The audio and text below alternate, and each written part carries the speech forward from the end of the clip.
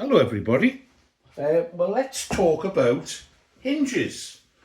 In the next week or so I'm going to need to install some hinges in a couple of projects that I'm busy with, and I think it's an appropriate time to think about which are the best ones to use. And I've got a variety here to show you, and I have a little bit of a conversation about how they need to be installed, because I have observed what to me are some obvious mistakes in the installation of them. Let's start with the simplest one. So what I have here are some C-hinges which come on a sheet, and you cut them to the shape and size that you want. I've cut some out here, and you can see there that they're varying widths, and that's the first consideration. They're a type of plastic which have a texture to it, and that helps the CA take. But one of the most determining factor on how free they are is how wide they are. So this thinner hinge, for example, will move a lot more freely than this wider hinge. And the length can be varied depending on how much balsa wood you're actually inserting the hinge into. If you look closely, you'll also see that I've nicked the corners, and that's just to aid in the process of actually inserting them into the job. Now, I'm not going to use this type of hinge in this application, but I'll show you how they insert. So you just slide them in, because I've already made the cut, and I'll talk about that in a moment.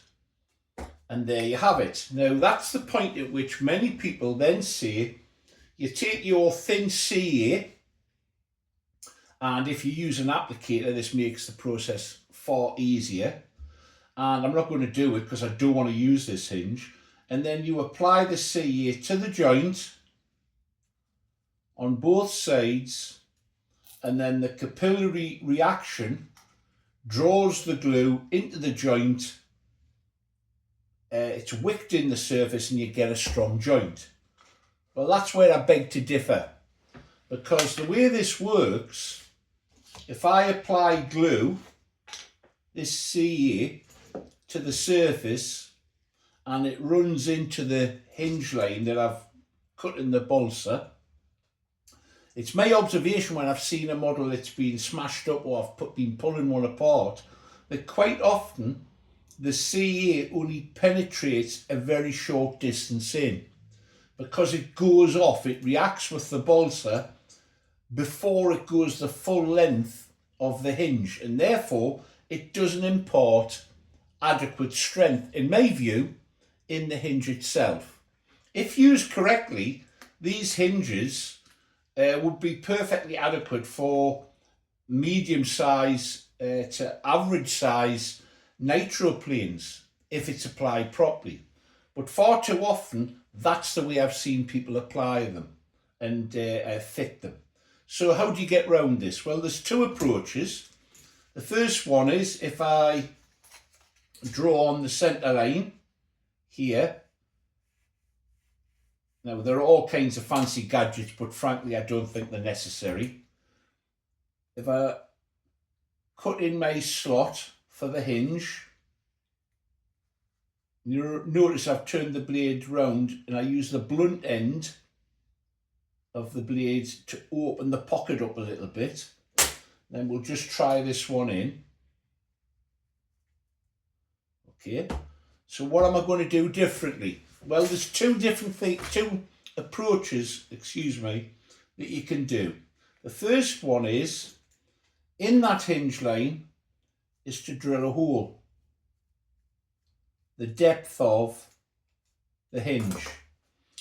Now, what that does is it allows space for the CA glue to run down and therefore penetrate deeper into the CA hinge.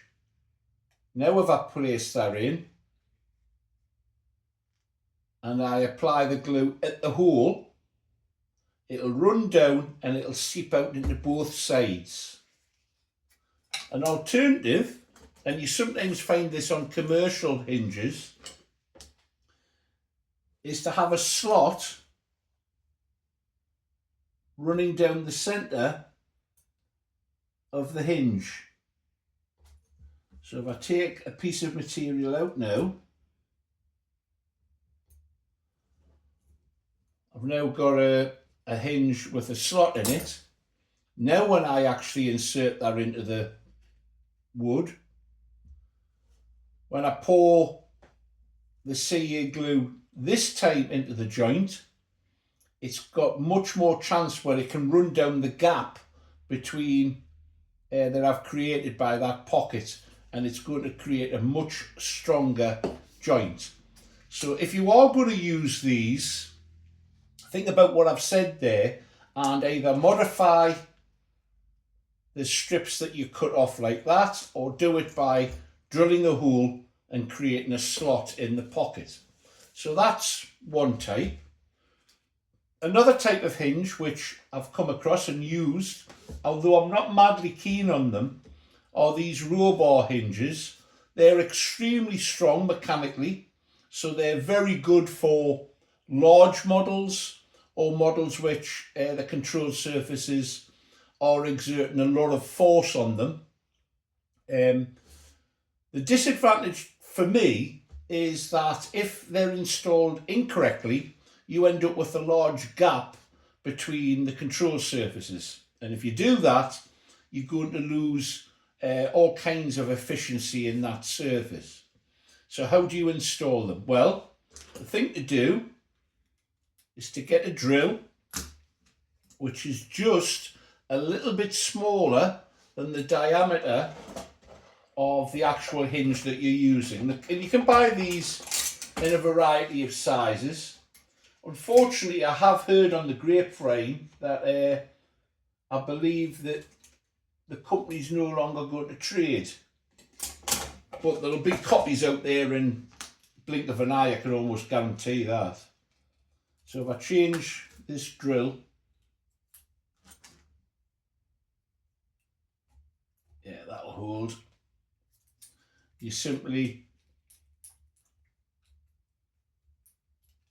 well, it's helped if you had the right size collet in. Let's get this right there.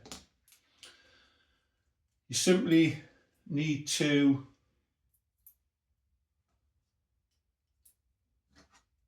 drill a pocket, and then it's got a barbed surface, and you're going to apply it not with CA. If you do it with CA, you're going to be in a world of pain, because if you don't push it in quickly enough, it's going to set before it goes in. And one other thing to consider, excuse me while I reach over, if I was going to glue this in, I would apply some oil to the hinge point itself and just work it back and forwards, because I don't want the epoxy glue that I would mix up to actually glue the hinge, which, you know, ask me how I know. I've done it before. So you take your centre line, drill your hole in,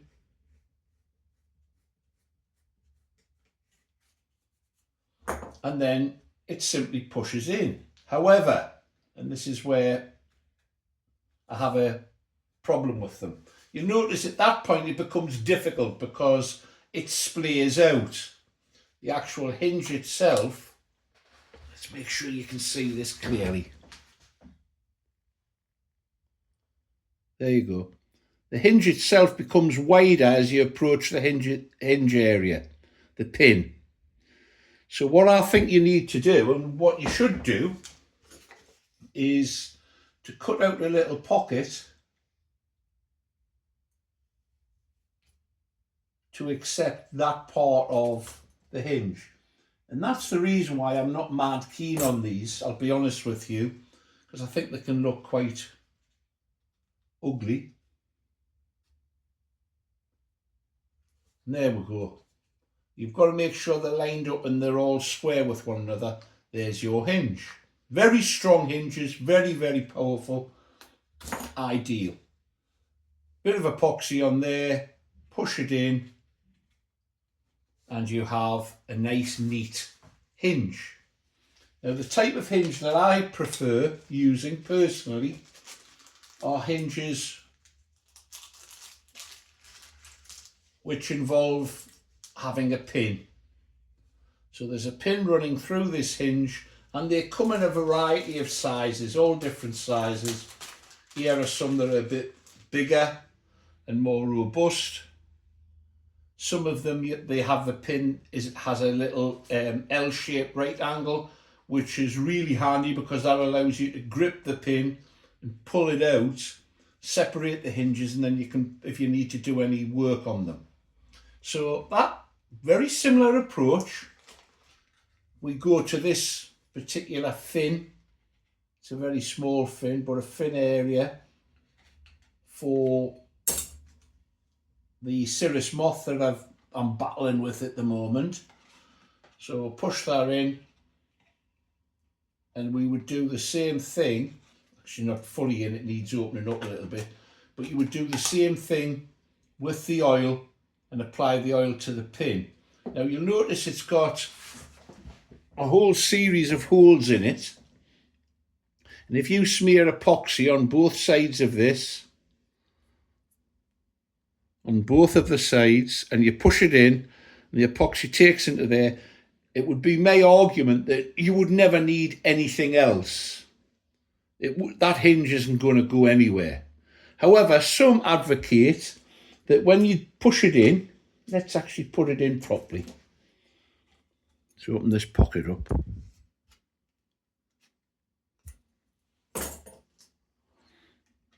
So some would advocate that when you put this in, like that, there you go, there you go. The next stage is to drill a hole through here and to insert a cocktail stick into the hinge. And then a drop of CA on the cocktail stick once it's in, not before. When it's dry, you can cut it off and then you can paint it up. The only problem with that is it can be a bit unsightly, and no matter how hard you try, you seem to be showing up the hinge pins on the final finish. A way around that is to cover this area with your chosen material. We're talking mainly here about using a foil or a solar film or a Solatex or a Tex, something like that. Insert your hinge, drill and pin, get it all cleaned up, and then your next layer would go over the top, and you would have a nice hinge area which is in the correct colour, and then your covering would go over the top and hide the pin itself. But my personal preference for most applications are working hinges which are pinned like this. So I hope that was useful. Perhaps we can look later on for some very lightweight applications. You can actually use the covering film itself to make hinges, and I'll look at that maybe when the opportunity comes along with the vintage build that I have planned for the future. Thanks for looking in, folks.